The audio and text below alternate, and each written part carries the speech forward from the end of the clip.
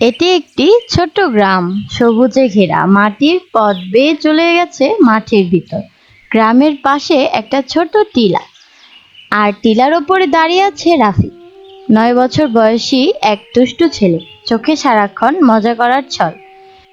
এই যে সবাই শোনো, আমি দেখেছি ওই জঙ্গলের ধারে এক বিশাল ভাল্লুক ঘুরছে। ভাল্লুক এসেছে, বাঁচাও, ভাল্লুক এসেছে। শিশুরা হা করে চেয়ে থাকে, কেউ কেউ ভয় পায়, আর রাফি মুচকি হেসে টিলা থেকে লাফিয়ে নেমে পড়ে।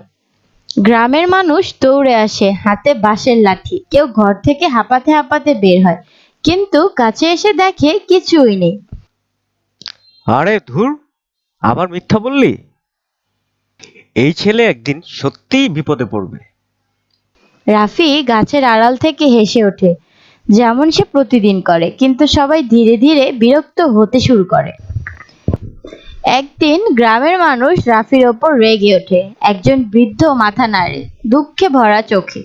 মিথ্যা বলায় একটি ভয়ঙ্কর অভ্যাস রে বাপ, সবাইকে একদিন বিরক্ত করে ফেলবে।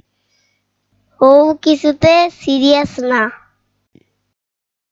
আরে মজা করছি তো, তোমরা এত রেগে যাচ্ছ কেন? সন্ধে নামছে, আকাশে কালো মেঘ। রাফি একা ঘুরছিল মাঠের পাশে, হঠাৎ ঝোপের আড়াল থেকে বেরিয়ে এলো সত্যিকারের এক ভাল্লুক। বা- ভাল্লুক, ভাল্লুক, ভাল্লুক এসেছে, বাঁচাও, বাঁচাও, কেউ আছো? সে চিৎকার করতে থাকে, কিন্তু আজ আর কেউ আসে না। গ্রামের সবাই ভাবে আবার নিশ্চয়ই রাফি মজা করছে। রাফি চুপ করে দাঁড়িয়ে থাকে, ভয়, কান্না আর একাকিত্ব ঘিরে ধরে তাকে। কেউ আসে না, কেউই না। আমি আর কখনো মিথ্যে বলবো না, সত্যি বলছি। ভালুক চলে যায়। পরে এক বৃদ্ধ লোক এসে রাফির কাঁধে হাত রাখে। দেখলি মিথ্যার ফল কি হয়? সত্যি বললে সবাই পাশে থাকতো। আমি বুঝেছি চাচা, সত্যের মতন আপন কিছু নেই।